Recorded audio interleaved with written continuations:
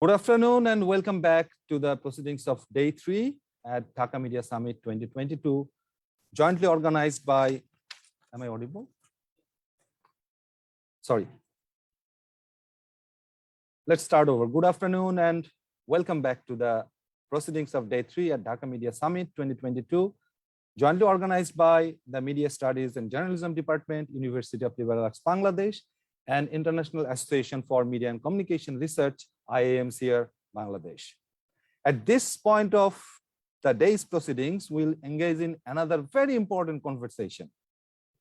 A research panel, social media and religious modernization in contemporary Indonesian Muslim society, presented by our colleagues from Walisongo State Islamic University, Indonesia. In this panel, we have as the session chair, Hasyim from Walisongo State Islamic University in Indonesia. Among the presenters, we have Akhriyadi Sofian, we have Naili Illiyyun, and Kaisar Atmaja. Without further ado, I would like to request our colleague, Dr. Hasyim, to take over the session and conduct the presentations. Thank you. Thank you, Dr. Sarkar. You can call me Dr. Barbak or Dr. Sarkar, anything is okay, yeah. Right. Yeah. Thank you for allowing me to host our research panel this evening. I would like to say good evening,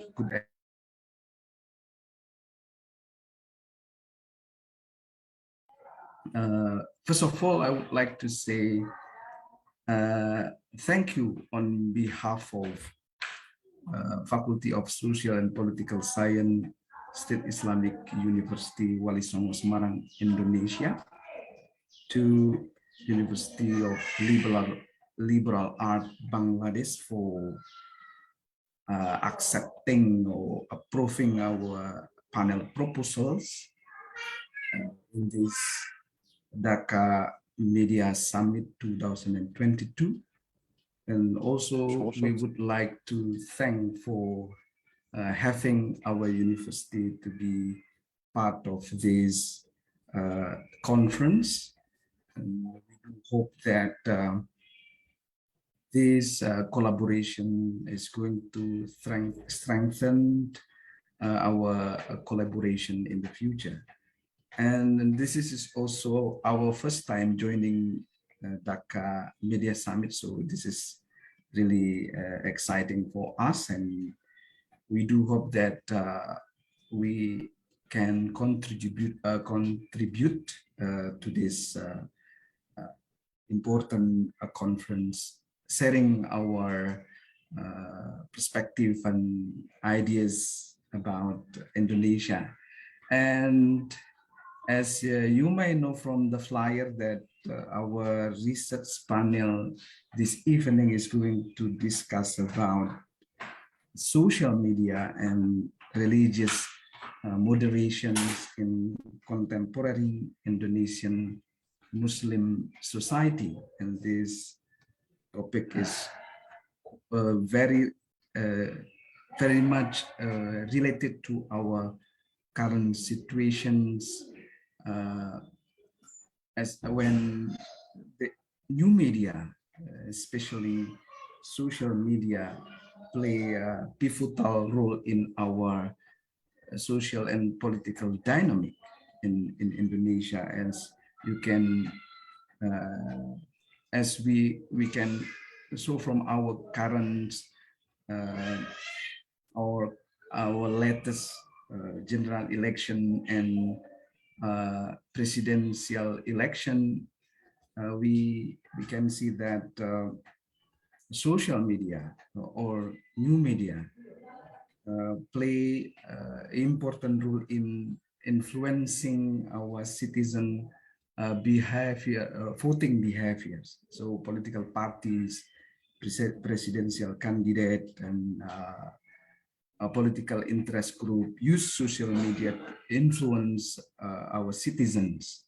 Sometimes they use fake news, hoax, meme to win their political interests. Yeah, and also we, as a Muslim country, we face challenges, and one of the challenges is the growing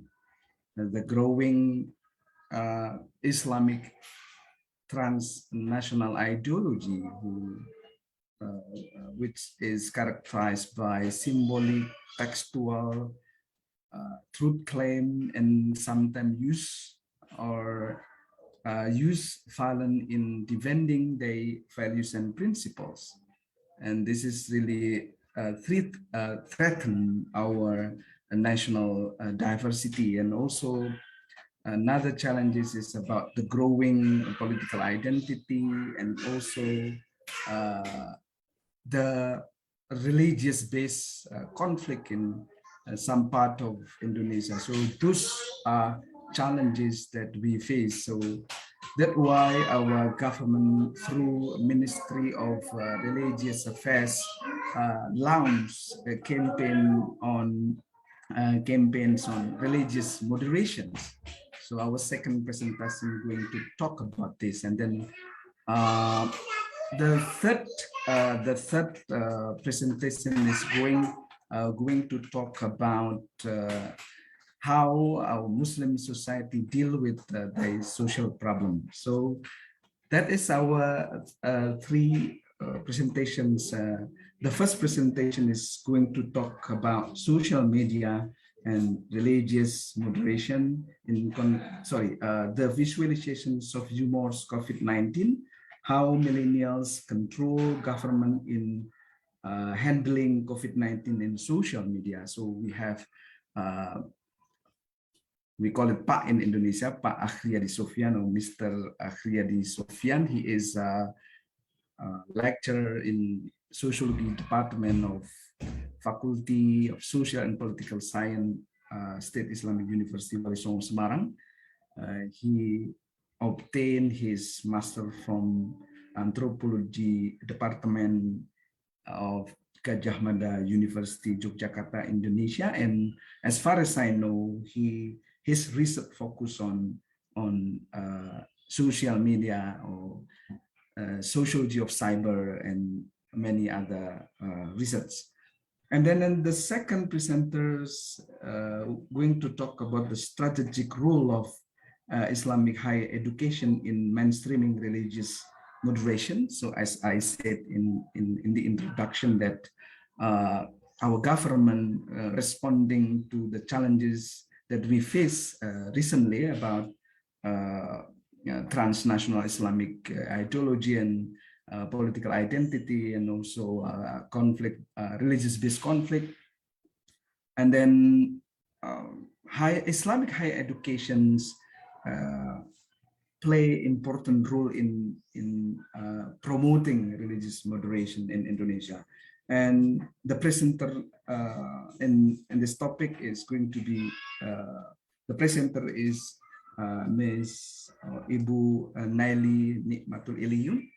She is also a lecturer at the Department of Sociology, Faculty of Social and Political Science, State Islamic University Walisongo, Semarang.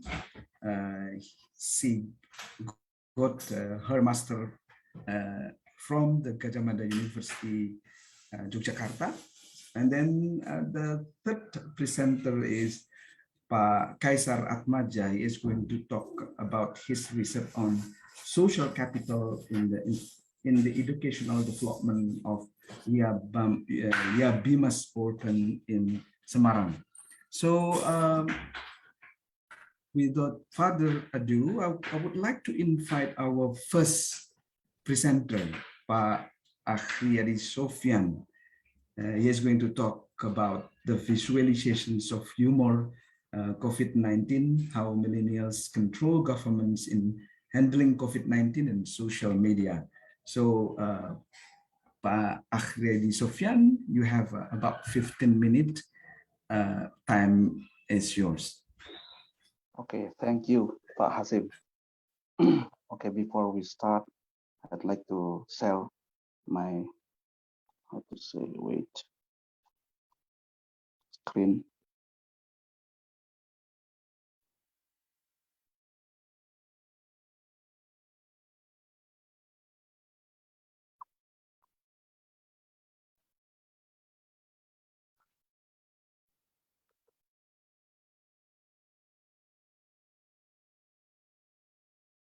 Sudah kelihatan nih Mas Hasyim? Yes, Pak.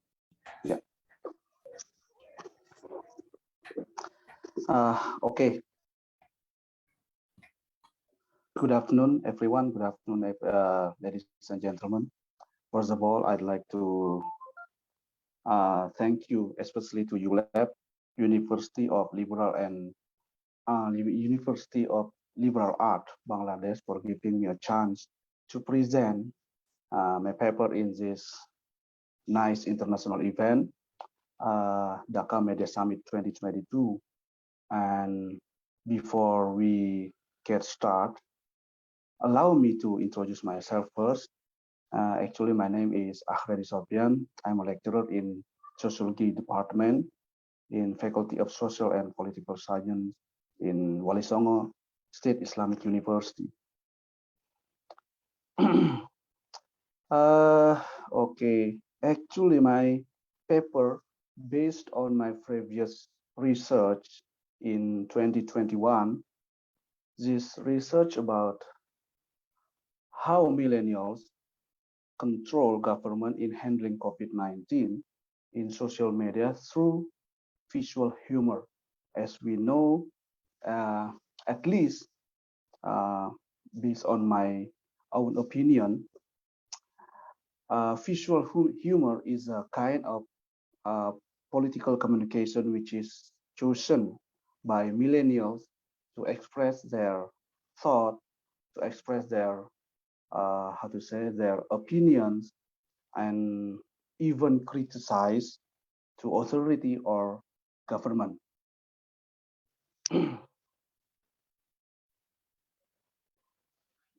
Here first, humor is used as political communication and usually visualized by meme created by millennials. And here are my research questions. First is how visualization of humor amongst millennials. And the second one is why millennials choose visualization of humor to take control visually on how government handles COVID-19. Here, I would like to give some survey result from from some institution. As we talk about millennials, based on Boston Consultant Berkeley University 2011, there are characteristics of millennials. First is millennials usually familiar with smartphone gadget to find information than TV. Maybe boomer generation instead of boomer generation usually familiar with TV, but millennials familiar with smartphone to find information or to disseminate message. Millennials also use social media to make relationship not only among them in a country, but even globally. Millennials tend to have an updated information through information and communication technology than their parent. And the last one is, this is how I use visual humor, that millennials more prefer to a simple visually content that is how to say that is got from social media. That's why I use how millennials uh, control government in handling COVID-19 by visual humor, because millennials so more prefer to simple visual content. And what is millennial? Millennial, as we know, is generation of Y and Z. or we usually say that millennial is a digital native. In 2020, based on katadata.co.id, in Indonesia, there are 83 million millennials. They were 20 years old to 40 years old that were, of course, they were born in 80s. That was millennial. Based on Asian Youth Survey 2019, majority millennials looking for information through social media. This is so much related to Boston Berkeley University 2011 that said that millennial was a generation who usually use a gadget or smartphone to find information. And a second one is social media platform most access to have information is Twitter and Instagram. That's why I use Twitter and Instagram to find some humor visual of humor, mostly in meme uh, related to COVID-19. And Indonesia Millennial Report said that 70% millennials looking for information in social media. They usually making or updating status 2 to 5 times a day, at least 79.50%, 6 to 8 times a day.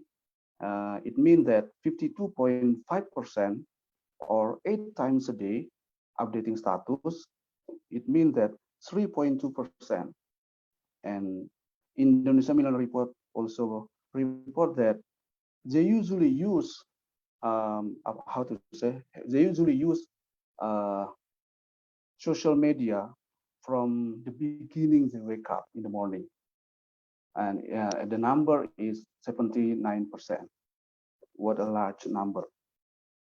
And the last one is from Internet Live Stats 2020 that says that in every second there are 9,000 tweets in Twitter in Indonesia, and around 10,000 pictures in Instagram, and more than 80,000 videos in YouTube in every second in Indonesia. It means that 64.5% netizen internet user have information from social media, and 50% internet user convinced knowing news from social media. So uh, we have a same perception from the many result survey that millennials, most of them use social media to get information, and usually they prefer find information visually.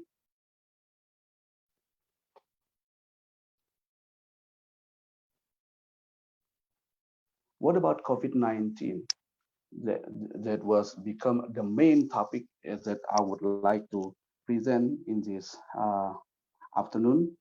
As we know that COVID-19, as we know that COVID-19 first announced in 2020, February 11, 2020, WHO, World Health Organization, has announced this new virus as a COVID-19 or coronavirus disease 19. And in March 2020, COVID-19 was announced as a pandemic.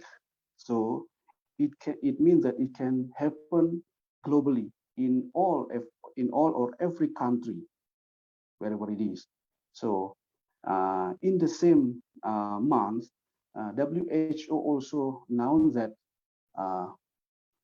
last policy use social distancing to prevent COVID-19, so change from social distancing to physical distancing. It means that people have to have to interact each other 1 meter to 2 meters to prevent COVID-19.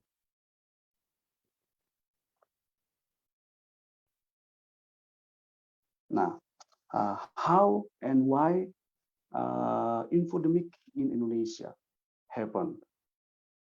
Infodemic is lack information, is limited information is a wrong information about COVID-19.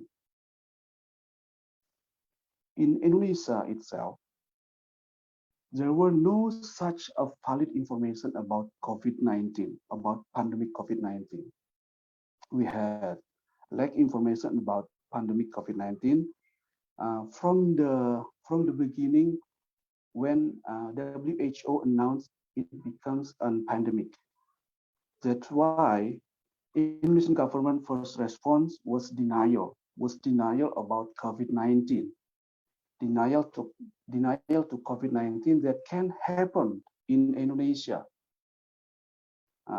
Let me refresh maybe for Indonesian. We still remember how our last health minister said that COVID-19 couldn't live in Indonesia because Indonesia is one of tropical country, and heat would kill that virus. Heat would kill COVID-19 virus. That was response from authority, from health minister, our last health minister, that will make him to be changed by a new health minister. Based on the situation, infodemic happened in Indonesia, and it's no wonder that our government still promote tourism, still open Indonesia still open Indonesia and allow people from abroad to come to Indonesia, allow tourists to come to Indonesia, to come to airport. Our government not forbid tourists to come to Indonesia. Even WHO or even COVID-19 already spread in many countries in 2020. Instead of forbid tourists to come to Indonesia just to prevent pandemic COVID-19, our government still promote tourism. And this is the weird and strange policy that our agricultural and health minister make policy that bracelet and necklace that both department made, then they believe that those bracelet and necklace can prevent people from COVID-19. It was a weird policy. It was a weird belief that that's why it means that non-scientific policy is not used by our government. From the beginning, COVID-19 was announced as a pandemic by WHO. We also know that our government have two policies. For example, large-scale social restriction, which is referred to PSBB, pembatasan sosial berskala besar in Indonesia, in bahasa Indonesia, and CARE. CARE is Community Activities Restriction Enforcement, which is referred to PPKM atau pemberlakuan pembatasan sosial berskala besar. And the last one is related to vaccination that was so much late by our government, and also how dramatic vaccination that was did by our government. Now, this is why infodemic happened in Indonesia. Visual humor. Here are some meme or visual humor that mostly millennials in Indonesia created to express their opinion, to criticize government policies related to pandemic COVID-19 or how government handling COVID-19. Dine-in policy means that in PPKM or in CARE policy, in community activities restriction and enforcement, which is there are four level, and each level have 2 weeks 2 weeks time. If one level up to another level for 2 weeks. So that's why uh, millennials made or created meme that criticize how weird, how strange our uh, government to related to the policy to prevent or to stop pandemic COVID-19. That's why in meme override from the PSBB or large-scale social restriction, and then become a new policy, care, community activities, enforce how to say restriction, enforcement or PPKM, just like every until 2020, 2022.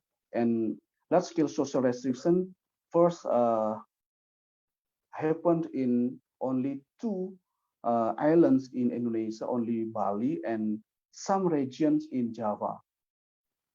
It's quite different than care, community activities, restriction, enforcement, or PPKM that were already happened in this March 2022 is already implemented in all regions, all provinces in Indonesia, just to prevent COVID-19. But since 2021, since January 2021, this care policy only implemented in two regions, in two major islands, Java and Bali Islands.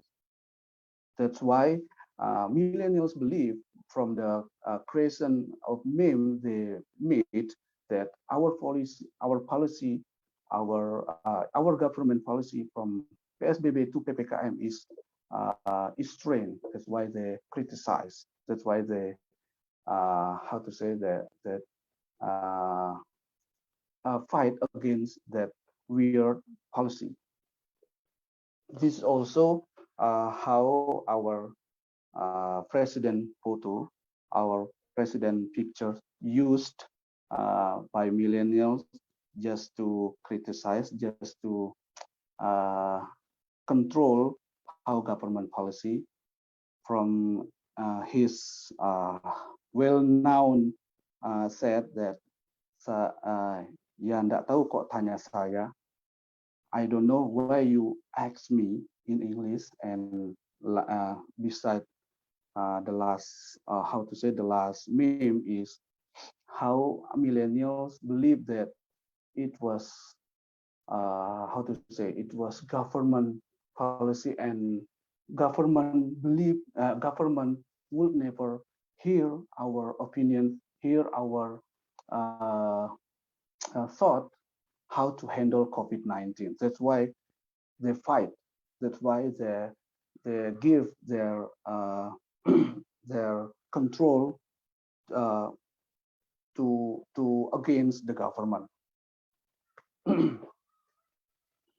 I believe humor is used to hide sadness and frustration. That's why I use in my research I use visual humor by millennials to see or to control how government handling COVID-19. In humor also have political satire. Visual humor is created by millennials in meme. And the conclusion, I have three conclusions from my last research, from my previous research. First is most visual humor is created in meme related to COVID-19 issues. Millennials mostly use aggressive type of meme. What is aggressive type of meme? We can discuss it later. Memes are one of visual humors that very simple. Meme is very simple and instant, yet very effective to disseminate message on social media. I think that's it, Mas Hasyim. my presentation. Thank you. We can discuss it later. Thank you, Pak Akhriyadi, Sofian. Dear audience, we can see from the presentation, I think Pak Akhriyadi Sofian is quite interesting in illustrating the shifting of our citizens in accessing information. For instance, millennials, the new generations, they tend to use new media as a main source of their information, rather than using the traditional media such as TV and so on and so forth. And also, it is quite interesting. Infodemic is also happening in Indonesia, as in other countries in the world. For instance, as indicated by Pak Akhriyadi Sofian, in the beginning of the pandemic, our government tend to denial that pandemic is also happening in our country. So we also facing a lot of infodemic such as fake news, conspiracy theory, anti-faction movement, and so on and so forth, and then make our government in dilemma between preventing the pandemic and then also related to economic issues. So that's why according to the millennials, our government, they don't have a clear policy regarding the COVID-19. So that's why a millennial, in response to that kind of situations, they use meme to criticize the policy of the government, and also to criticize the government policy using meme as in the conclusion Pak Akhriyadi Sofian mentioned about our millennials using aggressive meme to criticize and control offer our government policy regarding the policy on community activity restriction or dine policy and so on and so on. Dear audience, we're going to have a Q&A session after we all presenters presenting. We do hope we have a time for a Q&A sessions. Now we move to the second presentation. We would like to invite Ibu or Miss Naili Illiyyun, who is going to talk about the role or the strategic role of Islamic higher educations in mainstreaming religious moderations. Bu Naili, please. You have about 10 minutes for Naili, because we have to finish at 5. Okay, thank you. Try to share screen.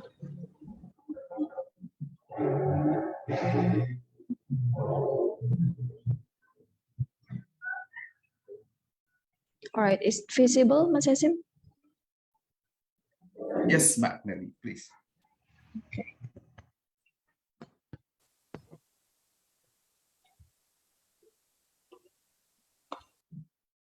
All right.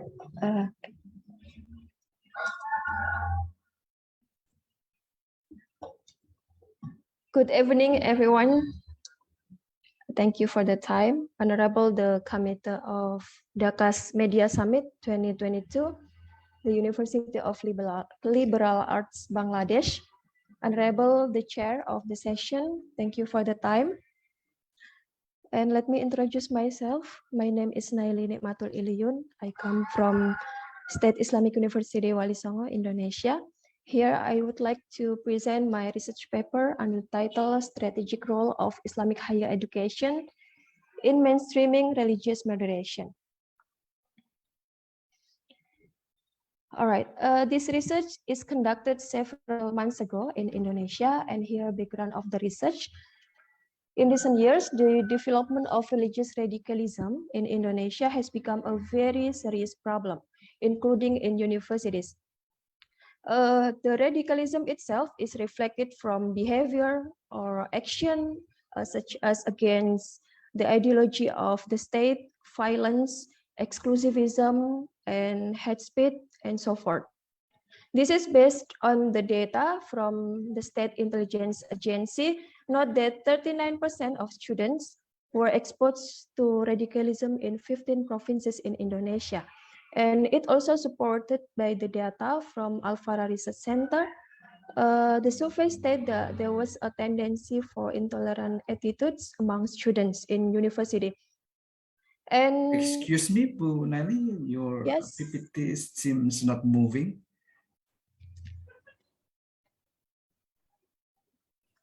all right. Is it visible, Mas Hasyim? Probably need to make it a slideshow. Yeah, I have.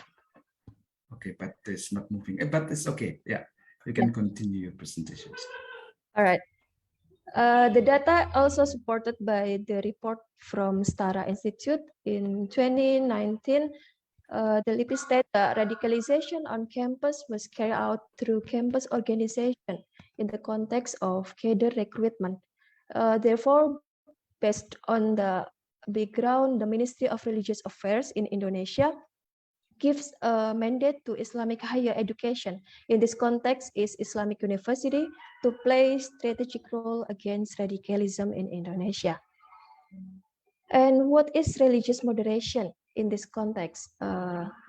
Religious moderation is understood as a perspective, attitude, behavior in taking a position in the middle, not being extreme in religious understanding and practices.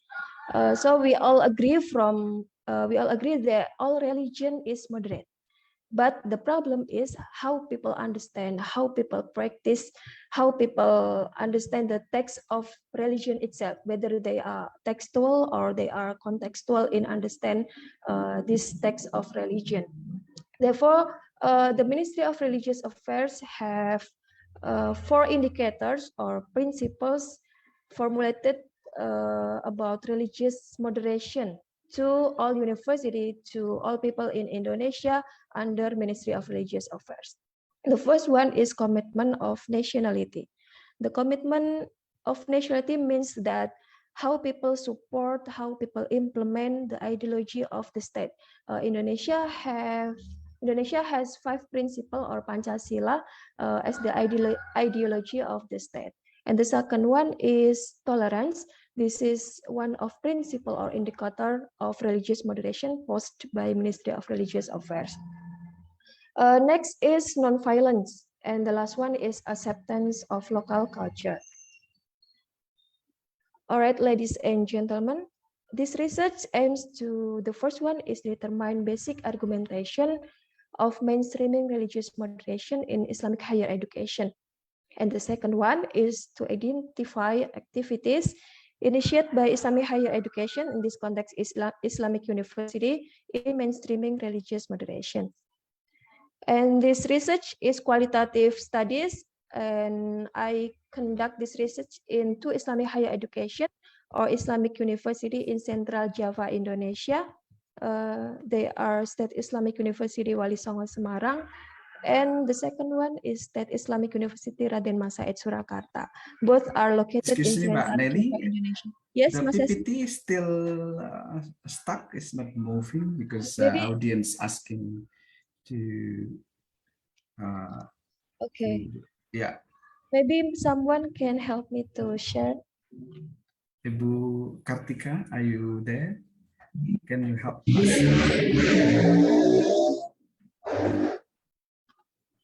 Yeah, now, type of approach. Yes. How is You it? can try again. Okay. Naili, maybe you can send your PPT and I would like to help you to share your PPT.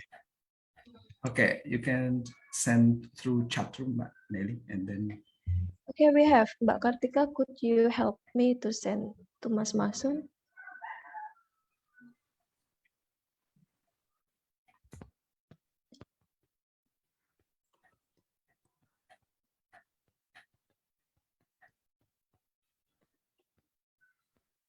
Try again, Pak Naili. Okay.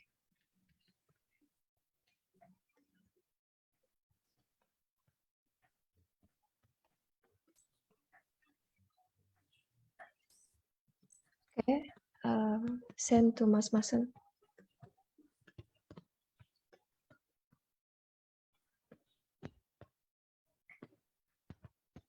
Or you can use your PPT and then click the PowerPoint. I mean, the slide that you would like to present. Then we can see PPT.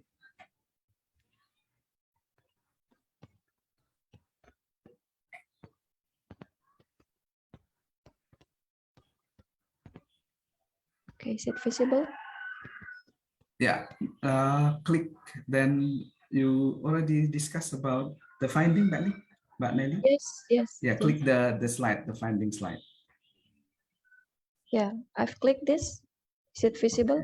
But still, Yeah. wow, that's sorry for this technical problem. Okay, okay, Mbak. Okay, ya. Lanjut, Mbak Naili. Okay, Mas Masun, could you help me to share?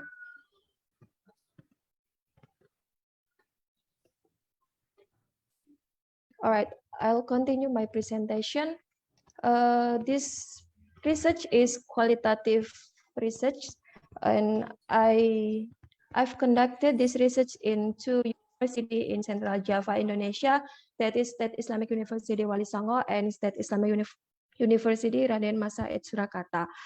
Both are located in Central Java, Indonesia.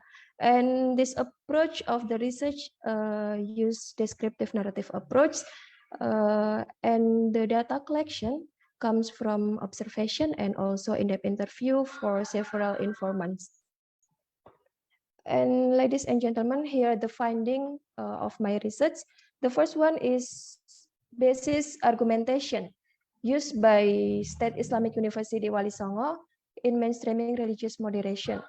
It is more likely to respond the Ministry of Religious Affairs instruction. But this university has theological argumentation that is from the Quran, Surah Al-Baqarah, verse 143. Meanwhile, the cultural argumentation, meaning that the university has a commitment or custom or practices implemented by academic community, whether university leader, lecturer, or students, and it reflected religious moderation. And cultural argumentation of University Walisongo, such as prohibition of wearing niqab or burqa, or Indonesia, we call it cadar, and provides knowledge and insight related to interfaith relations, such as field trip and experiential studies in the religion institution. And the second one, the State Islamic University Raden Masa at Surakarta has a theological argumentation also from the Quran, that is the first Ibad ar-Rahman. It listed in strategic plan of this university. And the second, the cultural argumentation of this university formed before Ministry of Religious Affairs campaign religious moderation. For example, they have PKPPN. This is informal organization in this university. They have campaigned the tradition of Islamic boarding school and also writing about moderate Islam. So those two cities, Semarang and Surakarta, have a passion for realizing tolerance, which is reflected in the vision of the two cities. Both the university have religious moderation houses, which actively initiate and strengthen religious moderation in those universities. Here, some activities or program initiated by both Islamic University in Walisongo, Semarang, and also in Raden Masa at Surakarta. The first one is providing religious moderation courses. So the students of those universities should have the courses of religious moderation. This is a principle for them.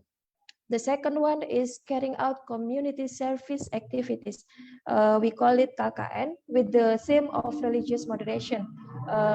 They have agenda in society and also they have community service to implement religious moderation directly. And the third one is virtual campaign of religious moderation. They campaign in YouTube channel or in Instagram or Facebook and other social media. The fourth activities is making instrument of religious moderation. And the last one is strengthening moderation through workshop and training of trainers and seminars. All right, the initiation or the program of religious moderation in each campus should be in line with moderation indicators posted by Ministry of Religious Affairs.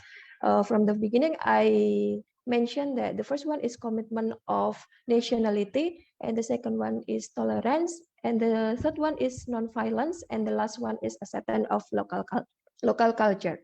I use this for the analysis of this research, and also I use Biddle and Thomas theory in this slide that are for the role theory posed by Biddle and Thomas, and they mentioned that there are 4 indicators or concepts in identifying a role.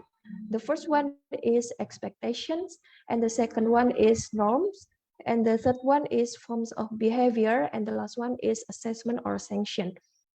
And I analyzed the data with this theory. The first one is expectation. What is the role of university based on the concept of expectation? This one, the university is expected to have a clear conception of religious moderation and be able to be understood by the academic community. Here, the academic community means the university leaders, students, lecturer, and so forth. Naili, excuse me, you have 1 minute to finish your presentations. Thank you, Mas. They have cultural and theological argumentation to implementing the moderation. And the second one is norms. So the university has norms that implemented to academic community to internalize the value of the whole. The third one is form of behavior, how behavior reflected by religious agents, such as university leaders, lecturers, students, and so forth. And the last one, the academic community has the right to assess how university campaign religious moderation. And the sanction refers to the norm that are implemented in university. And the conclusion is the government's agenda here in Indonesia in preventing radicalism and extremism was followed by the Ministry of Religious Affairs. And then the Ministry of Religious Affairs gave mandate to Islamic higher education or Islamic university to support the program. For example, establishing religious moderation house in each university to initiate several programs. The last one, with actually the university has theological and cultural argumentation, but the cultural argumentation of religious moderation in each campus actually implemented long ago before Ministry of Religious Affairs giving the mandate to mainstream religious moderation. All right, that's all my presentation. Thank you for the time. I give the time back to the moderator. Thank you. Thank you, Ibu Naili. Dear audience, I think quite clear that as a response to the growing of radicalism, especially Islamic radicalism in Indonesia, the Ministry of Religious Affairs launched religious moderation campaign. Yeah, and then this is like mandatory for every state Islamic university under the Ministry of Religious Affairs to play strategic roles in promoting religious moderations. Then Bu Naili is also clarifying what the meaning of the religious moderations, and then from the research, Bu Naili found that there are 3 arguments that become basis for the Islamic higher educations to promote religious moderation. So structural argumentation related to the policy of the Ministry of Religious Affairs and theological argument based on Quran, Al-Qurans, and also a cultural arguments. And then I think Ibu Naili mentioned about some activities that carried out by the Islamic higher educations. Now the last presentation is going to be presented by Kaisar Atmaja. He is going to talk about social capital in educational development of the Yabima's Orphan Foundation in Semarang. So because we have a very limited time, Kaisar, you have about 7 minutes to present your research. Pak Kaisar, please. Time is yours. Okay, thank you to the session chair, Nur Hasyim.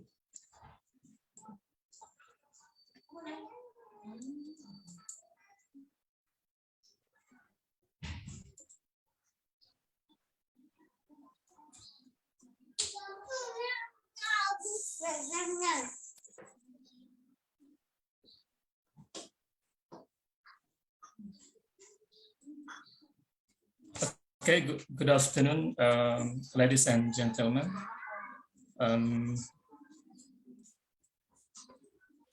We respect to the all speakers and the panel session participants, especially we respect to the chairman of the Dhaka Media Summit 2022 committee. All right, okay. Sorry, Pak Hasyim, Yes, okay. We can see your PowerPoint. Yeah, okay. yeah. Okay. All right. I want to present my research entitled Social Capital in the Educational Development of Yabima's Orphans.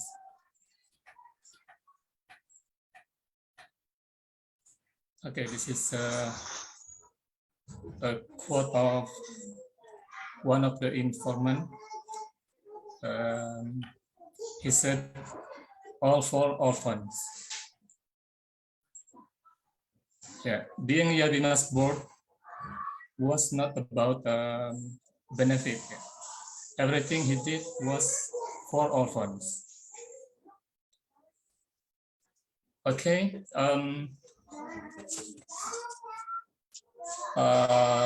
This is my introduction about my research. This research was conducted in Indonesia, Central Java, Semarang, and this location is close to Walisongo State Islamic University. And this research focused on Tarbiyatul Yatama Foundation, Purwoyoso sub-district.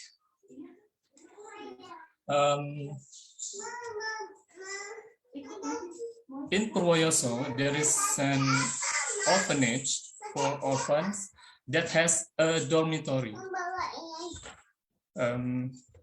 However, Yabima is a non-dormitory foundation that provided education for 72 school-age orphans in Purwoyoso. Yabima was founded in 2015 without a boarding house. In 2020, Yabima's board will gradually begin building a boarding house during the COVID-19 pandemic. So my research question are, first, how can the board of Yabima carry out the education orphans without a dormitory? Ideally, the activities of the orphanage program are concentrated in the foundation's dormitory. So how does Yabima's board carry out the education orphan without dormitory. And the second one, how can the board of Yabima develop the education of orphans during the COVID-19 pandemic? The COVID-19 pandemic has had a broad impact on the economic. Yabima was also affected because it depended on donation from donor. So nevertheless, how did the Yabima's board actually dare to build a foundation dormitory? Okay, this research used a qualitative method with a descriptive approach. Researchers collect data through observation, interview, and documentation. Researchers actively observe the implementation and development of Yabima's orphans education. Researchers also interviewed Yabima's board. The position of the researchers in a qualitative research is as a primary instrument in the data collection process. Okay, ladies and gentlemen, this is a researcher founding two significant concepts in this study, in this research. First, Yabima's board utilize their resource and the potential social capital in the social structure of Muslim society.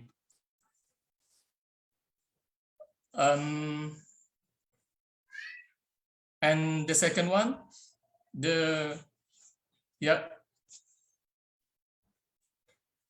Yabima's board resource and social capital in the Muslim society was very decisive in the implementation and the development education of Yabima's orphans.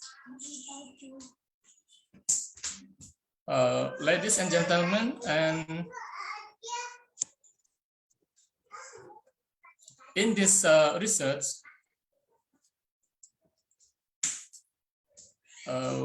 I want to explain about the social capital in the implementation of orphanage education.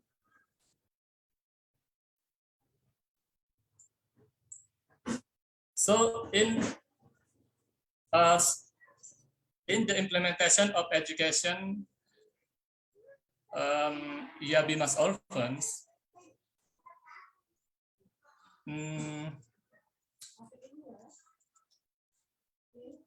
board of Yabima's board of Yabima collaborate with a catering business.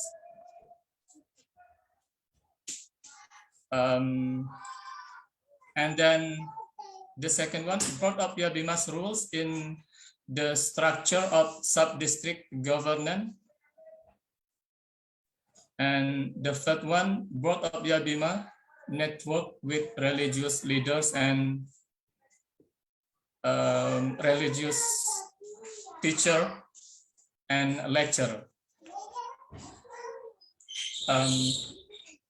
In the implementation of orphanage education, this activity is also known as the Sunday morning recitation.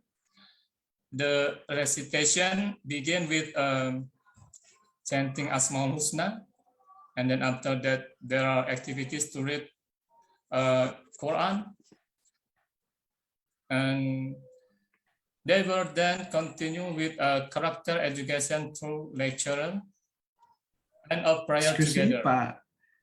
Pak Kaisar, you have 1 minute to finish the presentations. Thank you. Okay, and then social capital in the development of education. Social capital in education development. There are 3 points. First one, build a dormitory, and second one, recruit dormitory leaders, and the third one, publishes the bulletin. And build a dormitory, the board of Yabima have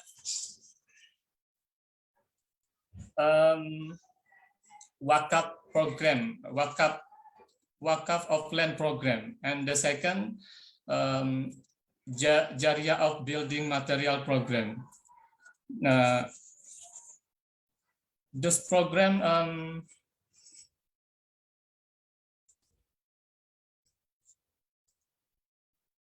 okay, next.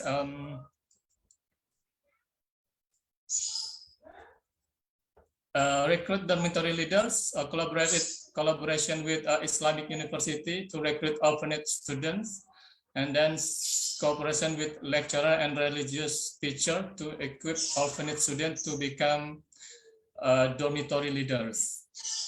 And then the last publish the bulletin, media for publication and socialization of the Yabima's program. And the second one, maintain the trust of donor by reporting Yabima's monthly financial recapitulation. Okay, ladies and gentlemen, this is my conclusion about my research. The board of Yabima's role is enormous in the implementation and development of the education of orphans. And the second one, the trust of the Muslim community is the primary social capital in the implementation and development of the Yabima's orphans education. That's all my presentation, and thank you. Thank you, Pak Kaisar, for the thoughtful research illustrating how Muslim organizations, Yabima's foundations survive to take care of the orphans in the foundation during the COVID-19, and as indicated by Pak Kaisar, that the social capital, especially the trust of the Muslim community, is very pivotal factors in helping the Yabima's foundation in sustaining the service for the orphanage, for the orphans. Ladies and gentlemen, it is quite short time to discuss 3 different issues, and then unfortunately we have to finish our panel now, because actually we have to finish at 5 o'clock in the evening. So unfortunately we don't have any time for Q&A session. So thank you for our 3 panelists, Pak Akhriyadi Sofian, Ibu Naili, and Pak Kaisar, for the wonderful presentation this evening. Thank you, everyone. And then I will give time back to Dr. Sarkar as the chair of this Dhaka Media Summit 2022. Thank you. Assalamualaikum warahmatullahi wabarakatuh. Dr. Hasyim. Yes. Dr. Hasyim, you still have, I think, 25 minutes. Oh, really? Yeah. Okay. Because your time is up to 4:30 Bangladesh Standard Time. Sorry. Yeah, sorry. you have. You have up to 4:30. So at least another 20 minutes you can continue. Okay. Yeah. Thank you. I would like to open a QA session of, I would like to give a chance to our audience in these sessions to raise questions to our panelists. So please, if you have any questions, you can directly raise your hand and then ask questions for panelists.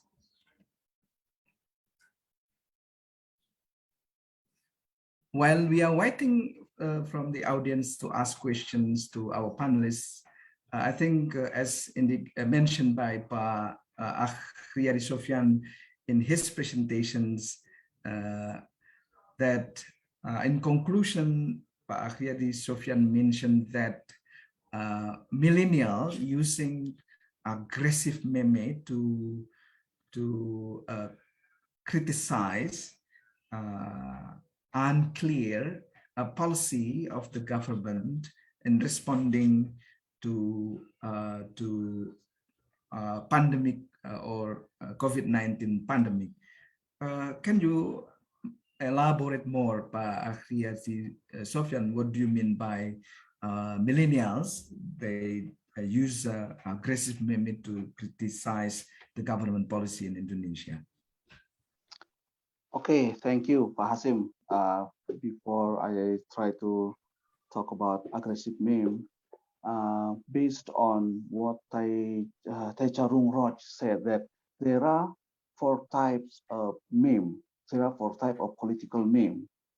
First is self-enhancing humor. Of course, meme that related to visual humor. Yeah. First is self-enhancing humor. Second one is affiliative humor. The third one is self-defeating humor, and the fourth one is aggressive humor. So meme that was created by millennials in Indonesia that relevant to how government handling COVID-19 was, as I found in my research, was aggressive meme. These aggressive memes mean that they have satire inside the meme. Even how to say, even humor element is also strength inside the meme. But with the caption with the caption inside the meme, it means that millennial try to criticize someone, or in this case is government, on how government handling COVID-19. So based on what Taicharung Roj said, that meme that was created by the millennial is a aggressive meme.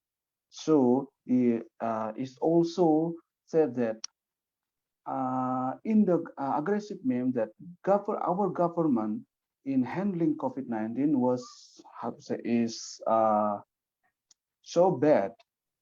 They also in my finding that first, how bad government handling COVID-19 is. Government use non-scientific approach. Okay, use non-scientific approach and let infodemics happen in a grassroots. So people also try to also have no, people in Indonesia have no trusted sources information to know about COVID-19. And government also said that dilemmatic policy such as PPKM or PSBB, such as care and such as large-scale social restriction, that we know until now, some regions in Indonesia have no policy, that real trusted policy from the government. So meme, it was created by the government by the millennials Millennials. is Mhm. usually how to say criticize government. So the last one maybe is I believe infodemic as I believe that infodemic as how to say sama seperti bahaya apa how to say maaf Hasyim as bahaya What do you mean? sebagaimana sorry Danger. I believe that infodemic as dangerous as pandemic itself. Mhm. That's Yeah, why yeah. I Okay. believe that infodemic as dangerous as pandemic itself. That's it, Mas Hasyim. Thank you.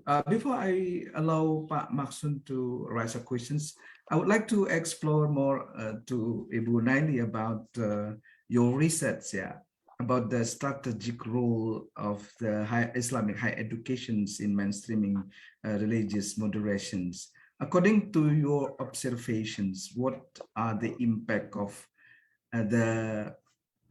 as you mentioned that Islamic higher education, they have many activities to mainstream the religious religious moderations. Like as you mentioned, most of the Islamic higher education, they establish half of religious moderations. You mentioned also like in Walisongo State Islamic University developed an instrument to measure about to measure the religious moderation attitudes among our students and other activities. What are the impact of those activities that already organized by Islamic higher educations, according to your observations?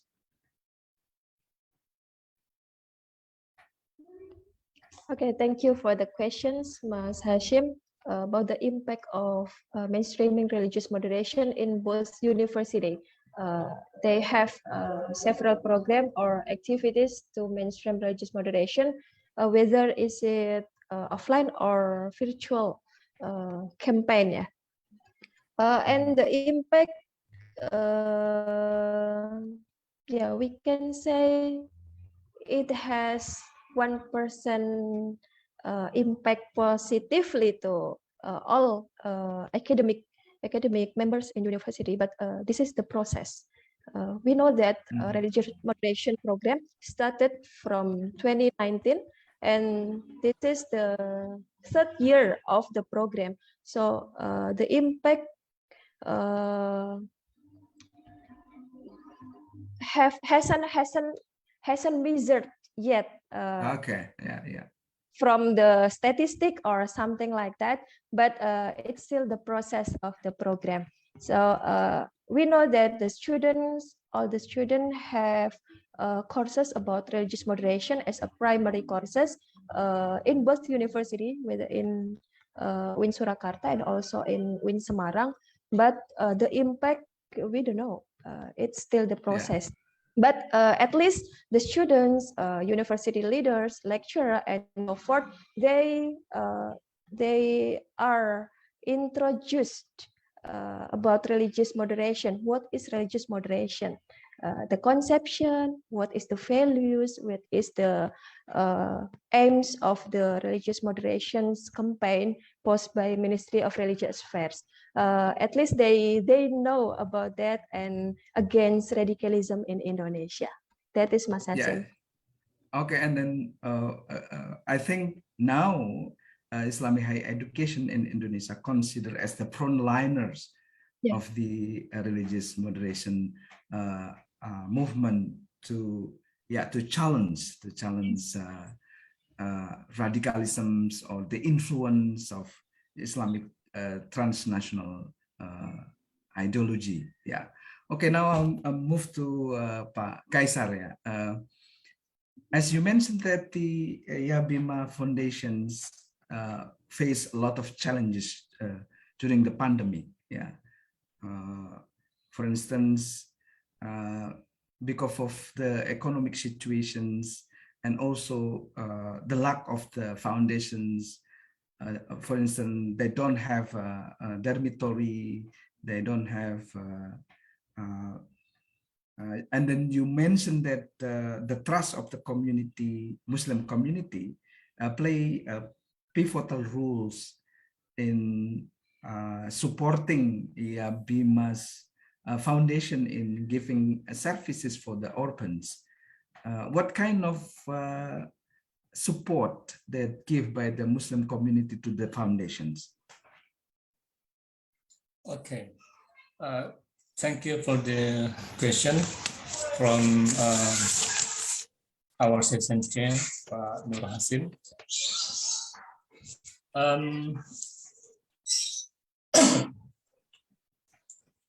Yeah,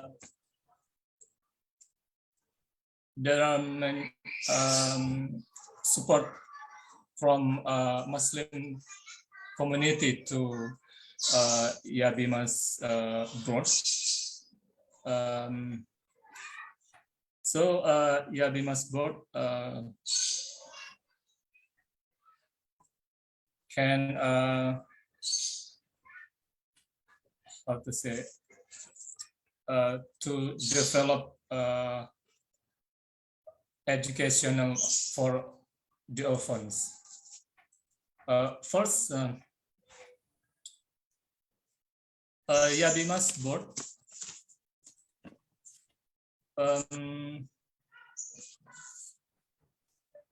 make a commitment to the Yabima's board disseminate information to resident about a plan to buy to build the dormitory or yeah, for constructing the dormitory. Okay. Okay. By giving money or giving fund or no, so Yabima's board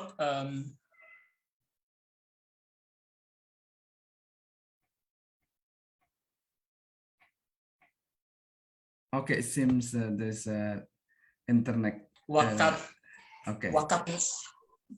A wakaf program. So land wakaf means the total area of land divided by a 4 meter, and then everyone can be pursued by anyone who intend and the land to the Yabima's board.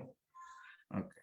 Yeah. Because the person who buy the land is anyone who from the beginning has intended to wakaf tanah after they buy it.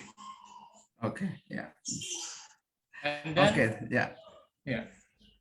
Thank you, Pak Kaisar. So the Muslim community supporting the foundation through a wakaf program, yeah, or wakaf land, and also as you mentioned that, and also other supports like recruiting the teachers from the Islamic University and so on and so forth. Okay, now I would like to invite Pak Masud to raise questions. As I can see that you raise your hand, and you do you want to ask questions, please? Okay, thank you. Hello? Yes, please. You hear my voice? Okay, thank you so much for Pak Hasyim. I interested to with the Pak Dr. Akhriyadi Sofian presentation about the meme, yeah. About the meme, such as the humor and satire, I think reflected the critical thinking of the Indonesian teenager. And you said that the meme created by the Indonesian teenager is a response to Indonesian government policy, yeah? Indonesian policy. But my question is just such simple: is to what extent meme likes humor and the satire influence the constructing of public opinions, consisting of public opinion in understanding Indonesian politics, especially in Indonesian government today. Thank you. Please, Pak Akhriyadi, please answer short because it seems Dr. Sarkas is already on Okay. stage. Okay. Yeah. Thank you, Pak Hasyim. Thank you, Mas Masun, for the question. Okay, I try to answer quickly. Yeah. Tenov said that political meme. Tenov said in 2019 that political meme was surely designed and framed visually to how to say, to criticize government, to criticize authority. So it means that with the visual humor inside meme, citizen or people everywhere, I mean millennials, practically doing democratization in Indonesia, but in a simple way. But in a simple way. Some people, some expertise believe that millennials cannot be participating much in democratization process in Indonesia. But I think the way they created meme, the way they designed meme to criticize government is a part of that political practice. It's part of democratization process in Indonesia. Why they do that? Because they were so familiar with the how to say, with the social media, with the information and communication technology. So with the thing that surely close to them, they try to be part of process democratization in Indonesia by one of the way is by creating meme.